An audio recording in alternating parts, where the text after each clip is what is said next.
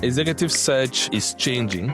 Companies no longer want a stack of resumes. They want precision, speed, confidentiality, market intelligence, and confidence that the person they hire can actually create business impact.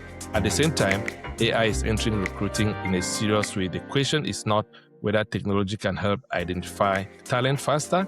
The bigger question is how recruiting firms can combine technology precision with human judgment, trust, discretion, and relationship building.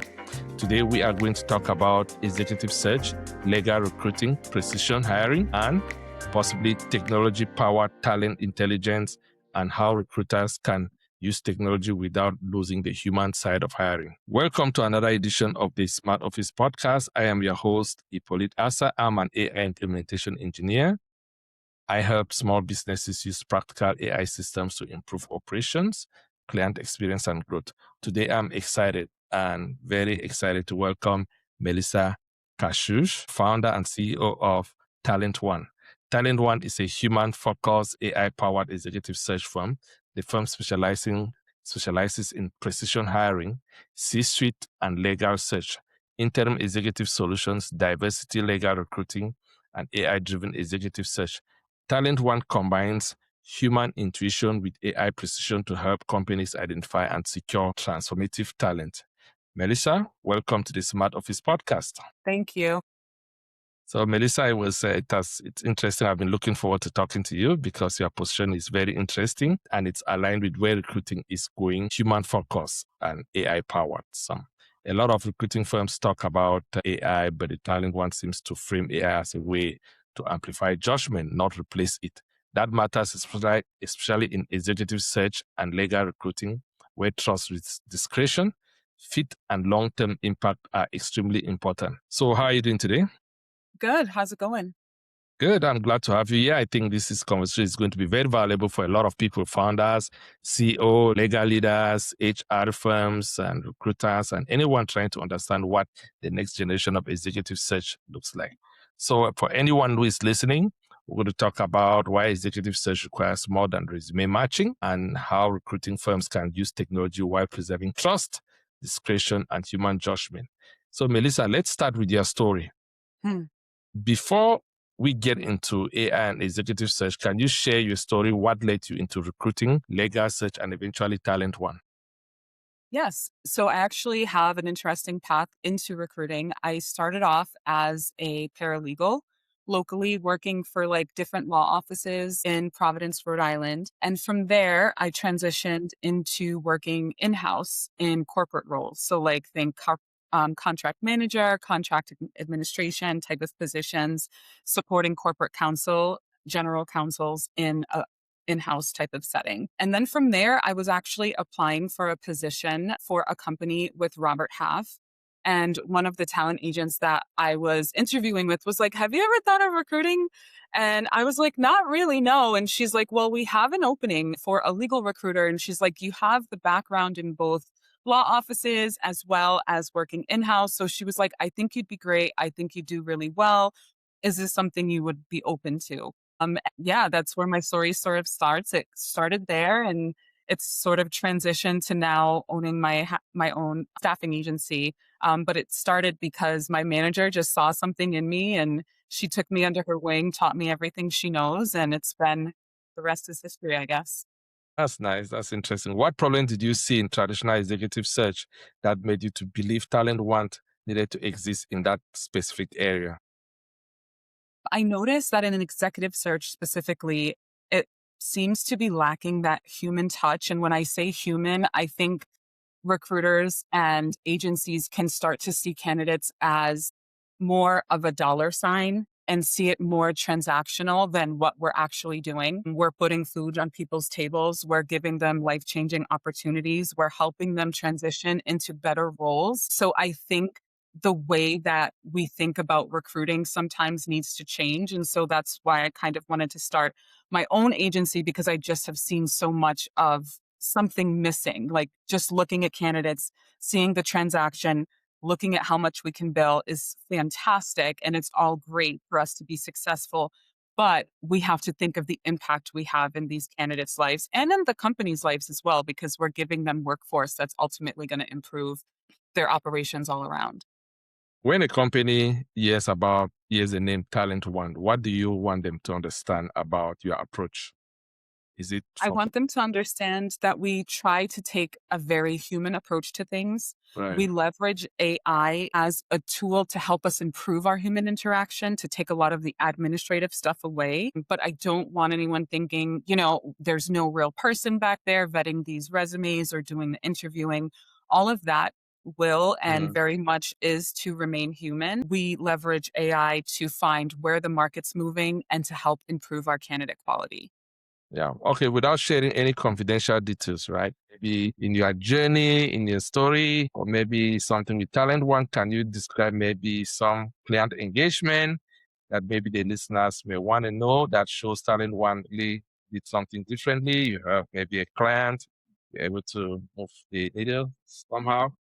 Yeah, so we've made some really significant traction in the past month where we've been able to leverage some really great relationships with top AM law firms. Right. And when I say top, I mean like top 5 and 10 level AM law, which is really huge for a new legal recruiting agency. So I've been able to build some trust with my client base, which is really great. And so what we're looking to do now is try to leverage some new connections with some great candidates. And then we're also working on our software arm as well. So that's pretty exciting.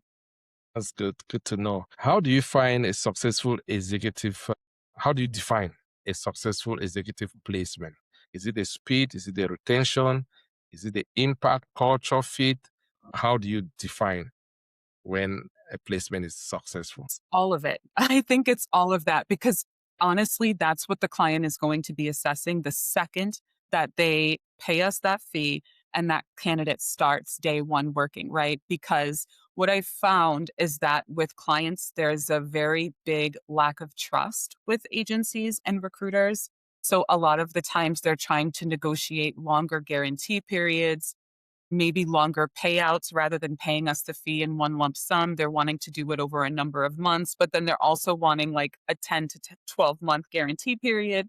So I think for them, because they're so invested in the process, what they're looking for is an agency that's going to be equally as invested throughout that process. So I think that means staying locked in with the candidate from day one, having those touch points, making sure they're performing well, any issues? How are you guys adapting to the culture?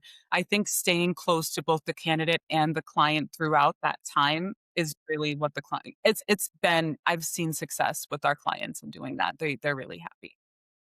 That's interesting. Let's talk about Talent One. I know talking about Talent One now, there's going to be talking about many things as we can. Talent One works in areas such as the C-suite and legal search. What makes those searches different from general recruiting? Is there anything different about that? What's the approach like, and what makes it different? Yeah, so I guess I would say, and this also comes from my training at Robert Half. I think they're such a great company and I love them so much. So you'll probably hear me talk about them throughout this podcast, but how they sort of vet and look for their specialized recruiters is they pull people that have that industry experience.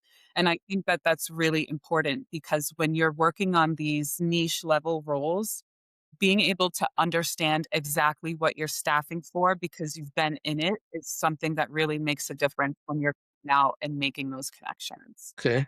How about, let's say, some companies, if some companies may make mistakes, right? Where do you see maybe mistakes or errors? Where do companies often make mistakes when hiring some of these senior leaders or legal talents? Where are the pitfalls? Pitfalls, I would say. I A lot of the times, I wouldn't even say it's a pitfall. I think it's also an opportunity for them to shift their mindset and how they think about talent acquisition and maybe what their internal culture may be. Because obviously, if they're reaching out to a recruiter, there's some reason why they're not able to keep talent or retain the talent because they're investing in that fee. So sometimes it does take taking a look at what their processes are and how their culture is and different things that they may not have thought of before, and that's where our software arm kind of goes hand in hand because our software gives them the opportunity to be able to see what's going on internally. What are our candidates saying? What is our retention like? So that's part of what we do. Yeah. Okay. Let's talk about the market in the C-suite or legal area. Where do you see the market now? Where is the trend? Are there so many clients or are there so many candidates? Is it 50-50? If you have to advise candidates who are looking for opportunities in this field or in this area, what's the best advice you can give them? Yeah. So I think where the market is shifting, what I'm seeing specifically within legal, and like I said, we primarily focus on law firm Right. roles. And I'm seeing a lot of movement from clients where every day bringing on new clients. And something that I've seen is a bit harder is to find candidates ready to make that transition and ready to make the move and leave where they are. They're a little bit more hesitant to do so. So I think there's a little bit more of a hesitation when it comes. I don't know if it's uncertainty with the job market. I don't know it's if they don't feel comfortable leaving yet. They don't want to Right. jump ship until things sort of settle down. But we're definitely seeing that the candidate market, at least in my niche and my location, it's been harder to find candidates that are ready to make that transition. So what's your approach like if you're sourcing for this candidate? Do you have like maybe a database? Do you do an outreach? Do you email them from time to time, or do you have postings and candidates just have to apply for these positions? Yeah, so a lot of what we do and the type of roles that we hunt for, we have to go out and do active headhunting. We do have all of our roles posted on our website. Our website is the Talent One, and it's spelled out ONE.com. So you can go to our active mandates there and apply for our open roles. And then we also try to leverage LinkedIn and a lot of the other sourcing platforms, as well as like finding candidates, emailing them, reaching out to them directly. So we have a lot of different ways that we go out and try to find talent.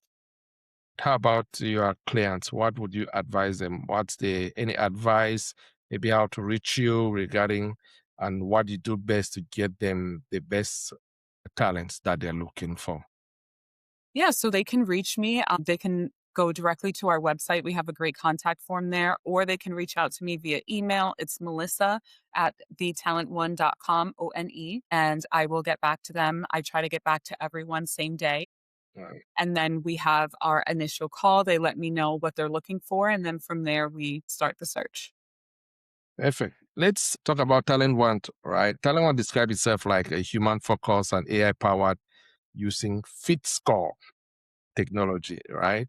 How do you think about the balance between AI precision and human intuition or human centric approach?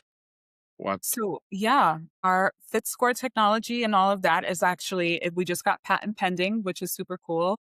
So, Yeah. a lot of what we do is we use that to be able to find candidates, is primarily what we use it for. We use it to go out and find profiles that may not be at first oversight Hmm. a profile that would strike you as like, okay, this is a fee eligible candidate, right? Yeah.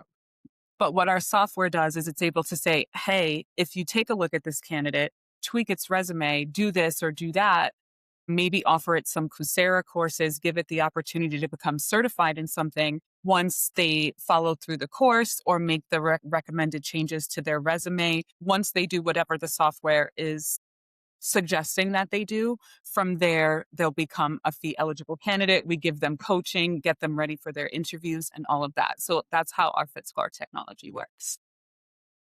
That's very cool. That's cool. I mean, a lot of candidates may not even realize that there are opportunities, roles are changing, Hmm. the market is changing, and they can adapt their skill set to for other roles. Like I've seen new roles coming up now and then. Based on your observation, what are the roles changing? Are the names? Do we see new roles in the market? Like some roles in technology, but you are in the C-suite and like, are there any roles that are changing, or roles have been pretty much traditional over time? So what I'm seeing, and again, my niche is legal. So we're working to like bring on possibly a tech recruiter here soon, but what we do specifically, what I do is legal. I'm noticing that a lot of IP, intellectual property attorneys, are now being looked at. The focus is leaning towards corporate law, corporate mergers and acquisitions. So a lot of stuff in like the corporate, so a lot of like new companies that would maybe need an IP attorney to handle their patents and things like that. I have like 5 open orders across the United States right now for IP attorneys in DC, San Diego, San Francisco, and things like Wow. that. So Oh, that's cool. I mean, the market is shifting, roles are changing. When I saw, I noticed, I did some research on you guys. You guys do predictive labor market intelligence. What is that? Can you explain that a little bit for listeners to know what is predictive market intelligence? yes, so that's actually our Talent One Atlas. That's that Atlas software. And I'm so excited about it. It's sort of like a Bloomberg terminal for the job market. Mm. So we've been able to do some really exciting things with that software. We're able to predict 6 weeks out where the job market is going to be. And the reason why I built it is because like opening your own staffing agency, you're like, okay, where do I start? Like Where where does am I? that? Yeah, You know what I mean? yeah, So we created this software to help not just staffing agencies, because one arm that we're going to do here very soon is give it to candidates to give right. them the opportunity to start preparing for their job move 6 weeks in advance, which can be really helpful in this market. So yeah, we call it the Bloomberg terminal for Mm, the job market. It's a predictive talent intelligence engine right. that helps organization identify workforce trends, hiring risks, and talent opportunities 6 weeks in advance. And this Yeah. is like So, before they're visible in the right. talent market.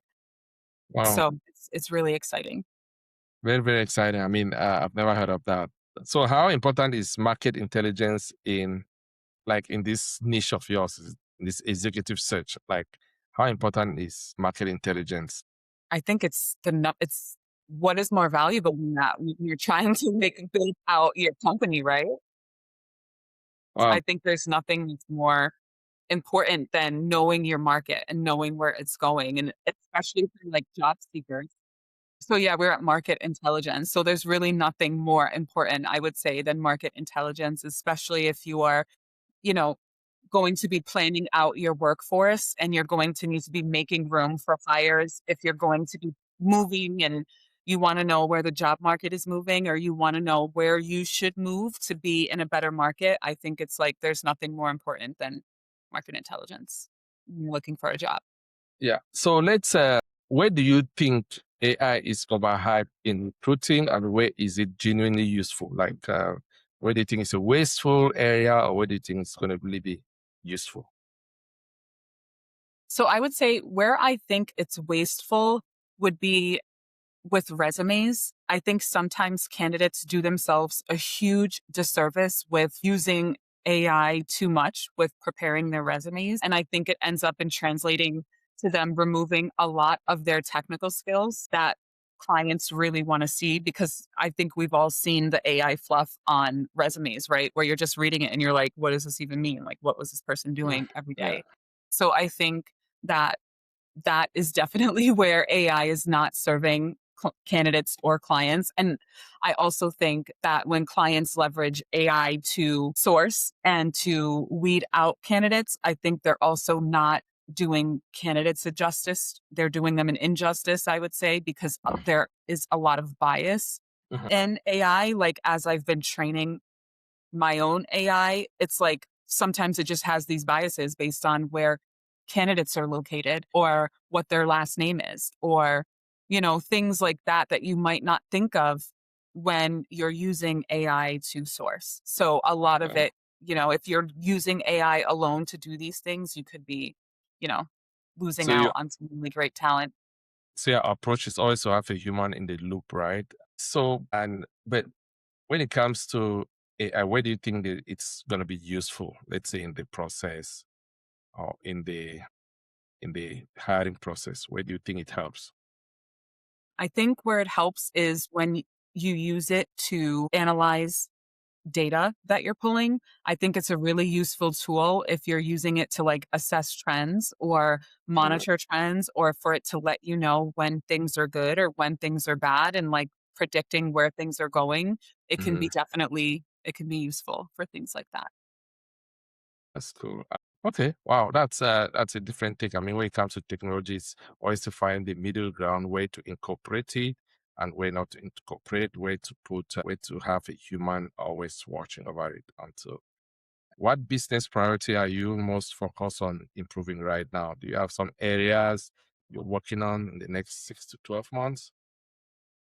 Yeah. So I think at this point, where we're focusing is building out our software. We have our Atlas software, which is our predictive intelligence software for the job market. We also have Talent One Pulse, which monitors workforce signals, employer and talent sentiment. So there's an area on our website if you want to take a look ever Right. under our candidates tab where it goes out and pulls real time data from social media, from different sort of, websites. And it gets a sense daily of what candidates are talking about. What are they saying? What's going on in the industry? What are they complaining about? What are they looking for? What are some things that could be improved in the talent onboarding process? So that's what we're working on. We're also working on building out our staffing agency to start creating more lines of business. Like I said, Right. technology. We're also doing creative and marketing, things like that we're building out currently.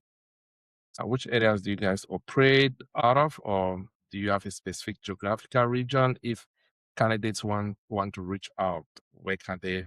How can they reach out?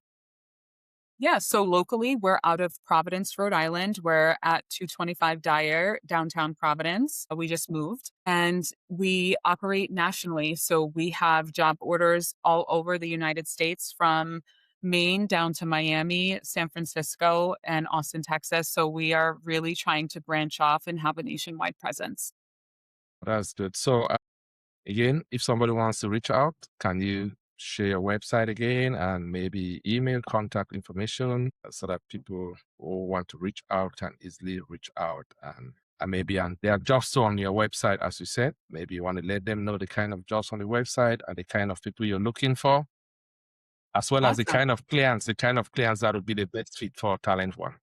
Yeah, so they can get in touch with us at thetalentone.com and they can check out our active mandates to see the list of our current job orders. Also, what we do with training our data is we go out and when we're doing our market research, we're finding what's hot in the market and then we're pulling those jobs and we're posting them on our website. So if you want to see where the market's going, if you want to get some real-time insights, go take a look at our active mandates and it will give you a sense of like where the job market is going, what new positions are available, and it will take you directly to that company's website to apply as well. Who is the best fit for Talent One? So the best fit, we are taking on new clients in the legal space currently. Okay. We specialize in placing law firm roles. Also, we handle in house roles in legal departments in corporate jobs. So we can take on those opportunities as well. So, anyone looking to make a move to big law, reach out to us, send us your resume. We'd be happy to connect you with one of our clients. Great. Wow.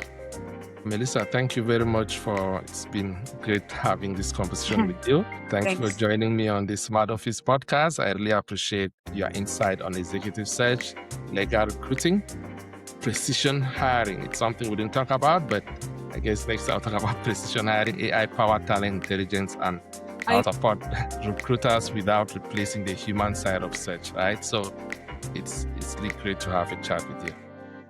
Awesome. It was very nice. Thank you so much for having me. I appreciate it. This episode of the Smart Office podcast is sponsored by Everybrain AI. Most businesses are not losing money because they lack good people. They are losing money because too many things still depend on manual follow-up, missed calls, slow response times, and repetitive admin work. That is where Everybrain AI comes in. We build AI implementation and automation systems that help your business run smarter. From AI receptionists and smart scheduling to lead qualification, workflow automation, client follow-up, and multi-channel lead generation.